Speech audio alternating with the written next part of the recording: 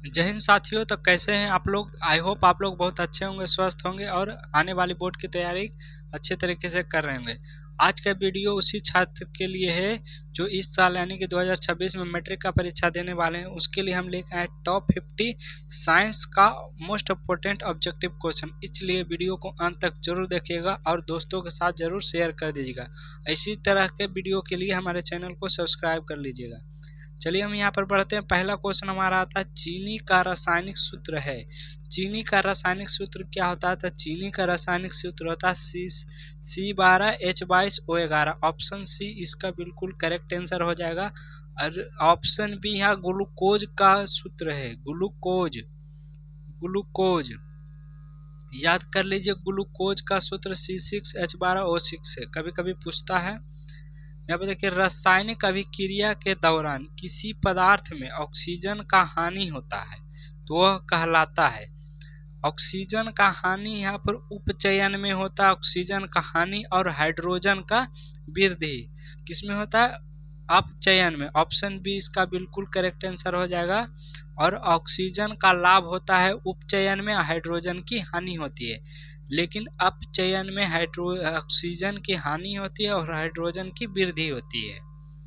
चौथा number question देखेंगे, साग सब्जियों का विघटित होकर कंपोस्ट बनना किस प्रकार की अभिक्रिया है? साग सब्जियों का विघटित होकर कंपोस्ट बनने का है वो है ऊष्माक्षेपी, क्योंकि इसमें ऊष्मा रिलीज होता है, यानी कि ऊष्मा निकलता है। इसलिए इसका करेक्ट आंसर ऑप्शन सी हो जाएगा। आगे बढ़ेंगे। चौथा नंबर क्वेश्चन, कूटपाद किसमें पाया जाता है? कूटपाद यहाँ पर अमीबा में पाया जाता है दोस्तों। ऑप्शन सी बिल्कुल करेक्ट आंसर हो जाएगा मेरे प्यारे भाइयों बहनों। साथ साथ आंसर कमेंट बॉक्स में जरूर बताते चलिएगा। आगे बढ़ेंगे। पौधे में भोजन किस रूप में जमा होता है? पौधे में भोजन रूप जमा होता है, वो उसको स्टार्च कहते हैं। जैसे कि हमारे भोजन जो पेट में, हमारे मनुष्य के भोजन में भोजन पेट में जो जमा होता है उसको ग्लूकोज के रूप में कहते हैं, जिसको शर्करा भी कहा जाता है। चलिए आगे बढ़ेंगे। छठा नंबर क्वेश्चन, मैग्नीशियम पाया जाता है। मैग्नीशियम किस में पाया जाता है प्यारे भाइयों? मैग्नीशियम पाया जाता है क्लोरोफिल में। ऑप्शन ए इसका बिल्कुल करेक्ट आंसर हो जाएगा। सातवां नंबर क्वेश्चन देखते हैं, प्रकाश का परिवर्तन के कितने नियम है? तो प्रकाश का परिवर्तन के यहाँ पर 2 नियम है। ऑप्शन बी इसका बिल्कुल करेक्ट आंसर हो जाएगा। आगे बढ़ेंगे। आठवां नंबर क्वेश्चन, हजामत के लिए यानी कि जो सर जो नाई मुंडन करता है या बाल बनाता है, किस दर्पण का प्रयोग होता है? तो हजामत बनाने के लिए हम यहाँ पर अवतल दर्पण का प्रयोग करते हैं। क्यों? क्योंकि ये चेहरे का बड़ा और सीधा प्रतिबिंब यहाँ पर बनाता है। आगे बढ़ेंगे। 9वां नंबर क्वेश्चन देखिए ध्यान से, तालाब के जल कम गहराई दिखाई देने का कारण क्या है? अपवर्तन। ऑप्शन बी इसका बिल्कुल करेक्ट आंसर हो जाएगा। आप देखोगे तालाब में है जो कम गहराई दिखाई देता, किसके कारण? तो अपवर्तन के कारण। ऑप्शन बी इसका बिल्कुल करेक्ट आंसर हो जाएगा। आगे बढ़ेंगे। 10वां नंबर क्वेश्चन, कौन सा पादप हार्मोन पत्तियों के मुरझाने के लिए उत्तरदायी? यानी कौन सा पादप ऐसा हार्मोन है जो पत्ती को मुरझा देता है? तो मुरझाने का काम हमेशा अम्ल करेगा, इसलिए एब्सेसिक अम्ल हो जाएगा। ऑप्शन सी बिल्कुल करेक्ट आंसर यहाँ पर हो जाएगा। Option C. आगे बढ़ेंगे। थायराइड ग्रंथि में कौन सा हार्मोन निकलता है? देखिए नाम से ही पता चल रहा है, थायराइड में थायरॉक्सिन। ऑप्शन बी इसका बिल्कुल करेक्ट आंसर हो जाएगा। आगे बढ़ेंगे। 12वां नंबर क्वेश्चन, फूल का कौन सा भाग फल में बदलता है? फूल का यहाँ पर कौन सा भाग प्यारे भाइयों फल में बदलता है? तो वो अंडाशय होता है। ऑप्शन सी इसका बिल्कुल करेक्ट आंसर हो जाएगा। आगे बढ़ेंगे। वायु में प्रकाश की चाल निर्वात की अपेक्षा होती है कम होती है? निर्वात में सबसे अधिक वायु की यानी कि प्रकाश की चाल होती है, कितनी होती है? 3 गुना 10⁸ मीटर पर सेकेंड। क्या हो जाएगा? पर सेकेंड। आगे बढ़ेंगे। 14 नंबर क्वेश्चन, कौन सी लेंस में वास्तविक एवं आभासी दोनों प्रतिबिंब बनता है? दोनों प्रतिबिंब क्या बोल रहा है? कौन सा लेंस है जिसमें वास्तविक और आभासी दोनों प्रकार के प्रतिबिंब बनते हैं? तो यहाँ पर उत्तल लेंस में केवल बनते हैं। उत्तल लेंस में आभासी दोनों पूछा है, तो अवतल में केवल काल्पनिक यानी कि आभासी प्रतिबिंब बनता है, यहाँ पर वास्तविक प्रतिबिंब नहीं बनता है। लेकिन उत्तल लेंस में यहाँ पर वास्तविक और आभासी दोनों प्रकार के प्रतिबिंब बनते हैं, इसलिए इसका करेक्ट आंसर हो जाएगा ऑप्शन ए। आगे बढ़ेंगे, मानव नेत्र में किस प्रकार का लेंस पाया जाता है? मानव नेत्र में यहाँ पर उत्तल लेंस पाया जाता है प्यारे भाइयों, ऑप्शन ए इसका बिल्कुल करेक्ट आंसर होगा। आगे बढ़ेंगे, 16 नंबर क्वेश्चन, कौन सा पदार्थ लाल लिटमस को नीला कर देता है? लाल को नीला करेगा क्षार, और नीला को लाल करेगा अम्ल। याद रखिएगा, नीला कौन सा करेगा? अम्ल। नीला को लाल में करेगा अम्ल और लाल को नीला करेगा क्षार। ऑप्शन बी इसका बिल्कुल करेक्ट आंसर हो जाएगा। निम्नलिखित में कौन सा प्राकृतिक सूचक है? प्राकृतिक कौन है? हल्दी। ऑप्शन ए इसका बिल्कुल करेक्ट आंसर हो जाएगा, ऑप्शन ए। आगे बढ़ेंगे, शुद्ध जल का पीएच मान कितना होता है? शुद्ध जल का पीएच मान 7 होता है प्यारे भाइयों। जल्दी जल्दी से आंसर बताते चलिए, शुद्ध जल का पीएच मान कितना होता है? 7। पौधे में जनन अंग कहाँ पाए जाते हैं? यानी पौधे का जनन अंग कहाँ होता है? पुष्प में, यानी कि फूल में, यानी कि फूल में। ऑप्शन सी बिल्कुल करेक्ट आंसर हो जाएगा, फूल में। आगे बढ़ेंगे, अलैंगिक जनन के विधि है। अलैंगिक जनन के कौन सा विधि है? बीजाणु जनन, मुकुलन, विखंडन। इसलिए इसका तीनों का तीनों अलैंगिक जनन है, इसलिए इसका करेक्ट आंसर ऑप्शन डी हो जाएगा। इनमें से सभी तीनों का तीनों क्या अलैंगिक जनन है। आगे बढ़ेंगे, पुष्पी पौधों में लैंगिक जनन होता है। पुष्पी पौधों में लैंगिक जनन कहाँ होता है? तो फूलों द्वारा, फूलों द्वारा यानी कि पुष्प द्वारा। ऑप्शन बी इसका बिल्कुल करेक्ट आंसर हो जाएगा। आगे बढ़ेंगे, 22 नंबर क्वेश्चन, विद्युत धारा का एसआई मात्रक बताइए। विद्युत धारा का एसआई मात्रक क्या होता है?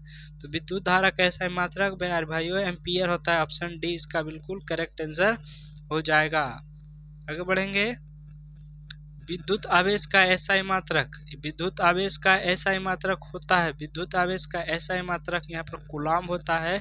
ऑप्शन डी इसका बिल्कुल करेक्ट आंसर हो जाएगा। आगे बढ़ेंगे, ताप बढ़ाने से चालक का प्रतिरोध, ताप बढ़ेगा तो चालक का प्रतिरोध भी क्या करेगा? बढ़ेगा। ताप घटेगा तो प्रतिरोध भी घटेगा। आगे बढ़ेंगे, 25 नंबर क्वेश्चन प्यारे भाइयों, कार्बन हाइड्रोजन से संयोग करके बनाएगा। देखिए ऐसे नाम से पता चल रहा है, hydrocarbon. Hydrocarbon option B, carbon hydrogen से संयोग करके हाइड्रोकार्बन बनाएगा। ऑप्शन बी इसका बिल्कुल करेक्ट आंसर हो जाएगा। आगे बढ़ेंगे, कार्बन है, कार्बन क्या है? एक अधातु है। कार्बन क्या है? एक अधातु है। आगे बढ़ते, OH का क्रियाशील मूलक क्या है? OH, OH माने अल्कोहल, OH माने अल्कोहल, अल्कोहल का क्रियाशील मूलक OH होता है। आगे बढ़ेंगे, 28 नंबर क्वेश्चन देखिए, चुंबकीय फ्लक्स का एसआई मात्रक। चुंबकीय फ्लक्स का एसआई मात्रक वेबर होता है। ऑप्शन सी बिल्कुल इसका करेक्ट आंसर हो जाएगा। चुंबकीय फ्लक्स का एसआई मात्रक होता है वेबर। आगे बढ़ेंगे, वह उपकरण जो विद्युत ऊर्जा को यांत्रिक ऊर्जा में बदलता है। विद्युत ऊर्जा को यहाँ पर आंतरिक ऊर्जा में बदलने का काम विद्युत मोटर करता है। विद्युत ऊर्जा को यांत्रिक ऊर्जा में बदलने का कार्य यहाँ पर विद्युत मोटर करता है। डायनमो से किस प्रकार की धारा निकलती है? डायनमो माने जनरेटर, जो शादी ब्याह में प्रयोग होता है। जनरेटर, जनरेटर जिसको बोलते हैं, जनरेटर आम से भाषा में बोलते हैं। जनरेटर से प्रत्यावर्ती धारा निकलता है, एसी करंट। आगे बढ़ेंगे, 31 नंबर क्वेश्चन, नर युग्मक में गुणसूत्रों की संख्या होती है। नर युग्मक में गुणसूत्रों की संख्या यहाँ पर कितनी होती है? 23। क्या होती है? 23। और दोनों मिला के कितनी होती है? 46। दोनों मिलेगा तो ही किसी भी मनुष्य का जन्म हो पाएगा। तो एक नर युग्मक में गुणसूत्रों की संख्या 23 होती है। भ्रूण का विकास यहाँ पर होता है। भ्रूण का विकास यहाँ पर गर्भाशय में होता है। भ्रूण का जितने भी, भ्रूण से बाद में मनुष्य का रूप ले लेता है। भ्रूण ही आगे जाके विकसित होकर मनुष्य का रूप ले लेता है, तो उसका जो विकास होता है गर्भाशय में होता है। आगे बढ़ेंगे, निम्नलिखित में कौन सा नर युग्मक है? निम्नलिखित में कौन सा नर युग्मक है? तो शुक्राणु। जिसको स्पर्म भी बोलते हैं। ये अंडाणु, फलोपियन नलिका, योनि, ये तीनों का तीनों क्या है, मादा युग्मक है।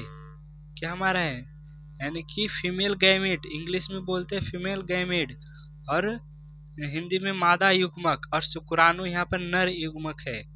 आवर्त सारणी में कितने आवर्त है, यानी कि जो खड़ा खड़ा नहीं, जो सुता सुता यानी कि इस पर से पैरेलल लाइन में रहते हैं, नीचे वर्टिकल नहीं हॉरिजॉन्टल लाइन होते हैं तो 7 होते हैं टोटल पीरियोडिक टेबल में आप देखे होंगे 7 होते हैं। कितने आवर्त होते हैं, 7। और जो उदर्ग रहते हैं यानी कि जो खड़ा खड़ा रहता है स्तंभ की तरह, वो 18 होते हैं। और जो हॉरिजॉन्टल वर्टिकल 18 होते हैं और हॉरिजॉन्टल 7 होते हैं, याद कर लीजिएगा। आगे बढ़ेंगे। सिलिकॉन एक है उप धातु, प्यारे भाइयों कितना, सिलिकॉन कौन सा धातु है, एक उप धातु है। आगे बढ़ेंगे। आवर्त सारणी में प्रथम आवर्त में तत्वों की संख्या, प्रथम आवर्त जो सुता हुआ रहता है यानी कि हॉरिजॉन्टल, तो प्रथम आवर्त में केवल 2 पदार्थ है, कौन सा, हाइड्रोजन और हीलियम।